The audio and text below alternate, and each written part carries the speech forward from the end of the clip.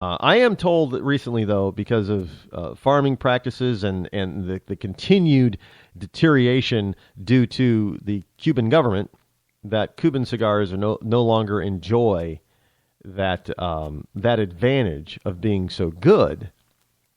As a matter of fact, because a lot of when there was the revolution, a lot of the cigar growers and families that were in Cuba at the time not only left but took their seeds and plants with them to places like Mexico and Honduras and other places similar in climate to Cuba, and that now that those plants have been long established and cultivated, and they've gotten the amenities in the soil perfect and that kind of fertilization basically down pat and down right, that a lot of these Cuban seed and Cuban plant cigars that are made outside of Cuba are just as good, if not better, than genuine Cubans.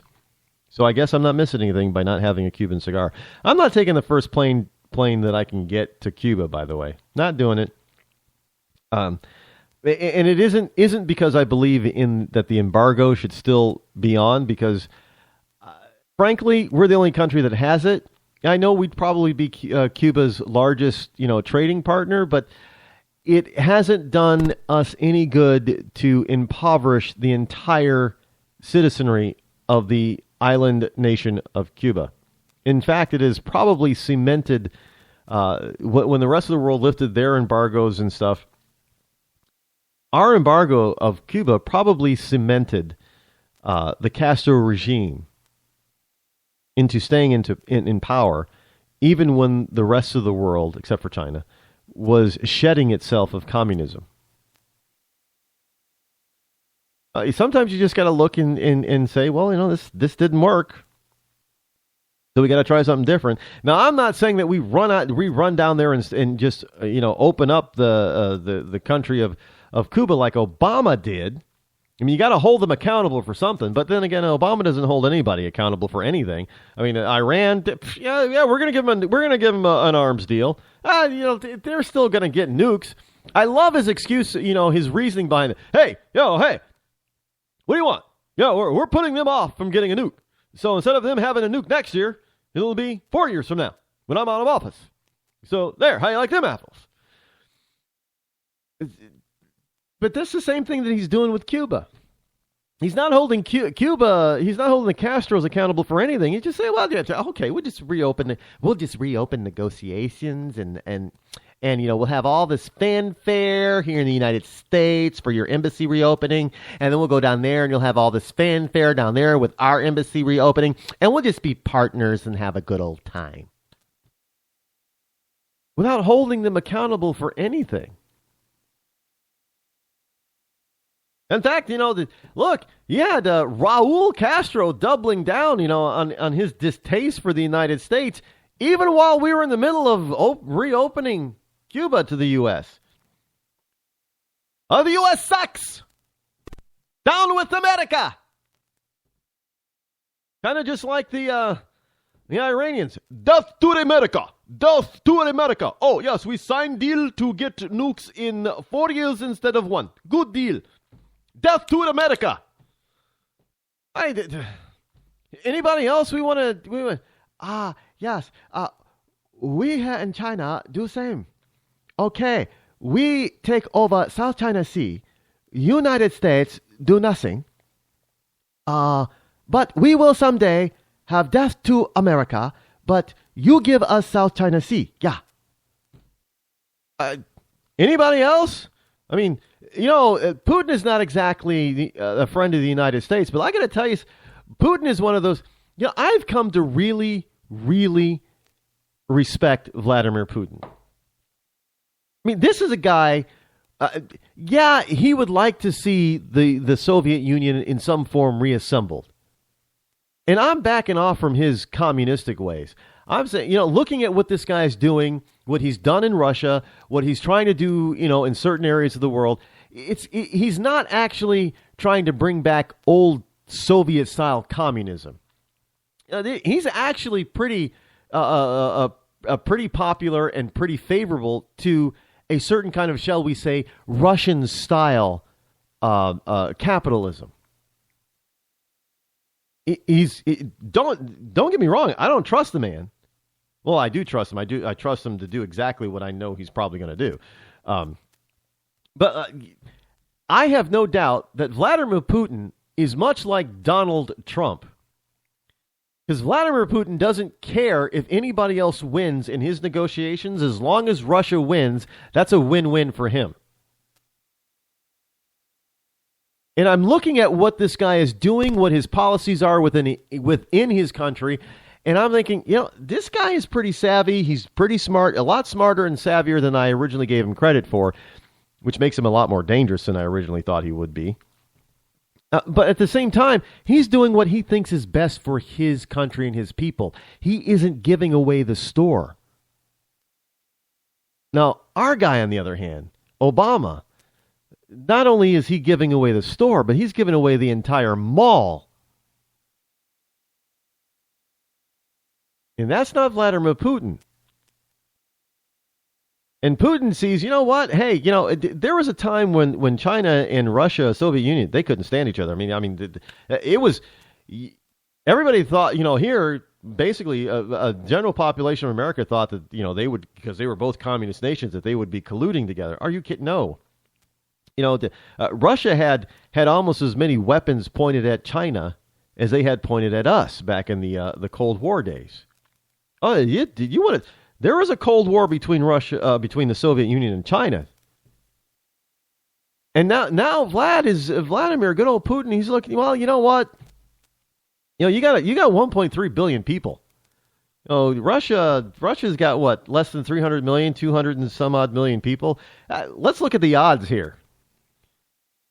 Vladimir is saying, if I piss you off, you've got 1.1 billion more people than I do. You're going to kick my you-know-what. So I better kind of make nice with you. But he's making nice on his terms. We're giving away the store. We're not making nice with China on our terms or mutual terms. We're making nice with China on China's terms. Look, President Xi was just here, and supposedly they came up with a deal, a few weeks ago about stopping all this cyber attacking stuff. And what did we find out last week? That China was involved in more hacking after they agreed to stop hacking each other. And what's Obama doing? Zip, nothing, nada. I mean, how do you sit down with another major country's president, say you hammered out a deal so that you will stop cyber attacking each other, and then after he goes back home and he sits down in his nation's capital, we get another cyber attack, multiple, coming from there, China. And then you people on the left want to say, oh yeah, our president's so wonderful, the whole world is going to love us. Well, that's a bunch of baloney. How does that happen? Well, it happens when you have, as somebody put it today on the right group, and I was on the right group earlier today, the boy king. Actually, I know what he's referring to, and that's kind of an insult to Tutankhamun, King Tut, as he's known as the boy pharaoh, boy king, what have you. That's an insult to him. I don't know what this guy Obama thinks he is, really. I wouldn't call him a boy king. I'd call him a king of narcissism, maybe. I don't look, narcissism, you want to talk about, look, we have an $18 trillion deficit in this country, growing. And here's a story from the Washington Free Beacon, thefreebeacon.com. 2 Obama golf outings. Just two. Now, remember, I've been telling you that George W. Bush didn't play a lot of golf in office, and that the left went bazonkers when George H.W. Bush took a golf outing. And I don't think he didn't play. He played 9 holes. during Desert Shield. Not Desert Storm, Desert Shield. Desert Shield was there to stop Iraq and Saddam Hussein from invading Saudi Arabia because he had already invaded Kuwait. So we were there with a coalition of other countries to keep him from going into Saudi Arabia. It was just a shield. There was no, I'm sure they were planning for war at that particular point in time, but there wasn't any war going on. It was just our people were there to stop him from advancing any further. And he went out on a golf outing, played 9 holes, and the lamestream media and the left went wild. How could you possibly go golfing at a time like this? Now, in 7 years, less than 7 years, how many rounds of golf has Obama played? I don't know. More than 100, according to some people. But just think, 2 of these golf outings, according to thefreebeacon.com, cost taxpayers $2 million on airfare alone. Now remember, we're at $18+ trillion in debt. And the guy, Obama, is adding to it daily. And he keeps saying, well, you give me a balanced budget, I'm going to veto it. He just wants to spend. So 2 golf outings taken by President Obama earlier this year put taxpayers on the hook for nearly $2 million in cost on air transportation alone. That's just to get him there and back. That's not, everything else that goes along with traveling. Well, of course, you got hotel, you got meals and things. Well, let's face it, this is the president. He's got an entourage. And, that entourage, part of that entourage consists of the Secret Service. Now, the Secret Service, whenever the president goes anywhere, has an advance team. That advance team flies out up to a week in advance of the president, in most cases, in order to scope out everything and set up everything and make sure that everything around the president, wherever the president's going to be, is totally secure, cut off, and safe. Cut off from any possibility of attempts to take his life, what have you. It's all the security detail that has to be put in place. So you got to pay for that advanced team going out there, and then you got to pay for all that stuff that advanced team is preparing for and doing while they're out there. Then the president comes, and he's got his current, his regular Secret Service detail with him, as well as additional detail, as well as local police detail presence in order to keep him safe everywhere that he's going to be. That's a big job. That costs a lot of money. And then, of course, so he probably dishes out the $200 for a round of golf out of his own pocket. Ooh. And maybe he's on the hook for buying a round of drinks for everybody that he's golfed with. Okay, another couple $100 maybe. Ooh.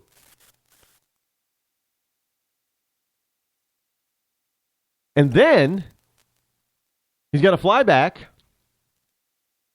But all that stuff is still there, so all that stuff's got to be cleaned up. That's a cost. And all the security details and stuff has got to be taken down. That's a cost. So the $2 million is just on his air. It's like you buying a Priceline air ticket. Oh, yeah, okay. Wow. I got a Priceline ticket. I can fly from New York to Australia for only $200 each way. $400, man. We can go to Australia. Hold on. Time out. Wait a minute. Okay. We get to Australia. How long are we staying and where are we staying when we're there? And where are we going to eat? How are we going to eat? And what about all the other incidentals? So that $400 round trip ticket to Australia costs a hell of a lot more than $400, doesn't it? Well, equate that to Air Force One and the president. The round-trip airfare for 2 golf outings was $2 million. So about $1 million apiece. It doesn't include everything else. So those 2 golf outings cost way more than $2 million. I